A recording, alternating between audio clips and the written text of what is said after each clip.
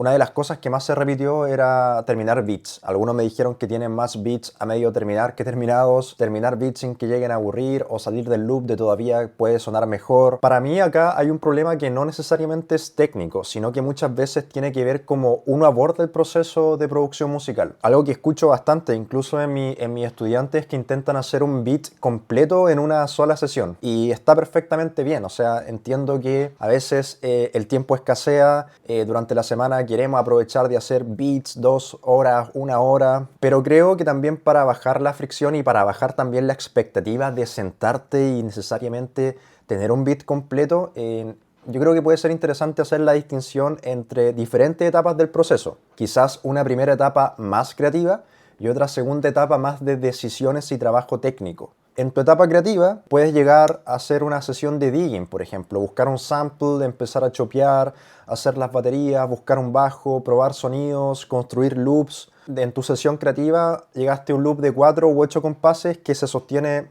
por sí solo, tiene una buena combinación de elementos, tiene sus ROMs, quizá un bajo, algunas capas y funciona. Yo lo dejaría hasta ahí, no necesariamente seguiría agregando cosas indefinidamente. Porque muchas veces el problema de no puedo terminar mis beats viene justamente de eso. O sea, seguimos produciendo cuando quizás ya deberíamos estar tomando decisiones sobre lo que tenemos.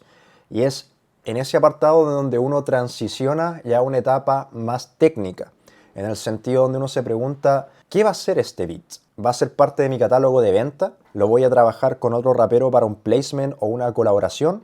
¿Va a ser parte de una mixtape, de una beat tape? Porque esa decisión también va a determinar cómo lo voy a estructurar. Si es un beat pensado para una canción, quizás tiene más sentido hacer una estructura más clásica, intro, verso, coro, outro. Pero si es para una mixtape y tiene un loop que se sostiene muy bien por sí solo, quizás simplemente quieres que ese loop dure 1 minuto y funciona como una pieza dentro de una mixtape y ya está. Entonces, en esa segunda etapa, también puedes trabajar los arreglos, la mezcla, los ajustes finales, dependiendo del proceso, el mastering.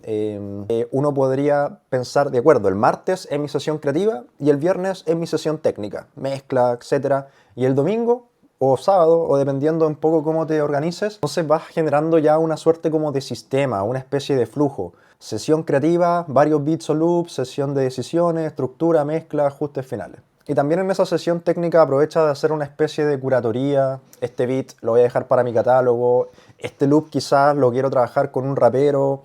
Se lo voy a enviar a alguien y es un loop y en el caso que le guste, ahí lo estructuro. Para mí eso puede ayudarte harto a hacer más beats porque dejas de exigirle a cada sesión que produzca una obra completamente terminada. La idea es que el beat avance de una etapa a otra. Entonces, si te cuesta terminar beats, quizás el problema no es que te falte creatividad, quizás simplemente necesitas separar las etapas del proceso y permitirte volver al beat más de una vez. Otro tema que se repitió harto fue estructura y variación. Me preguntaron cosas como estructurar el beat, estructurar instrumentales, arreglos para que los beats no sean monótonos, técnicas para darle variación y movimiento a un beat, cómo pasar del loop a una estructura y darle una narrativa. Y acá creo que nuevamente cae mucho en la distinción anterior, en el fondo tener esta etapa necesariamente para abrir ese loop que previamente se construyó.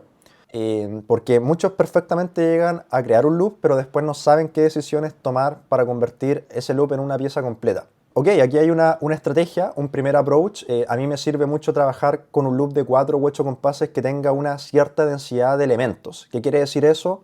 Por ejemplo, cuando estoy trabajando en Ableton, puedo tener separados mis grupos o pistas como drums, main sample, sample principal, sample secundario o capa 1, layer 1, sample secundario o layer 2, bass.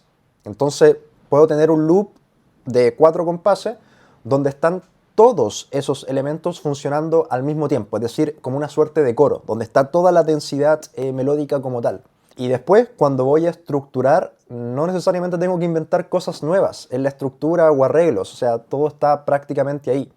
Simplemente lo que hago, la estrategia es distribuir esos elementos a través del tiempo. Por ejemplo, que después entre el sample principal, más adelante aparece el layer 1, por ejemplo en la barra 4, qué sé yo, después el layer 2, saco elementos, muteo los ROMs, puedo también tener una secuencia 2 del mismo sample con otros cortes, chopear de manera diferente, puedo variar algún patrón, puedo introducir un silencio. Y voy generando movimientos sin necesariamente tener que agregar 20 sonidos nuevos porque están previamente trabajados en ese loop de 4 u 8 compases. También puedo trabajar con templates. En la línea de tiempo, en el arrangement de FL o en Ableton, puedo poner que del 1 al cuarto compás se va a estar la intro, 4 compases de intro, el verso 16 compases, coro 8 compases, verso 16 compases, outro 4 compases. Posterior a la etapa creativa, cuando ya paso a la etapa técnica, perfecto, puedo estructurar este beat bajo esa lógica.